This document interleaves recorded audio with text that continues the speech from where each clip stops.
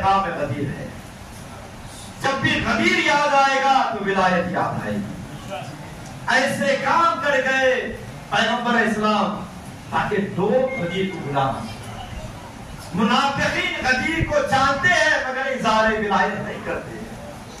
अल्लाह ने क्या कहा कि आज मुनाफिक रुस्वा हुआ है, शैतान रुस्वा नहीं हुआ है, क्योंकि विलायत को छोड़ने वाला मुनाफिक हो सकता है, मुनकिर विलायत शैतान हो सकता है।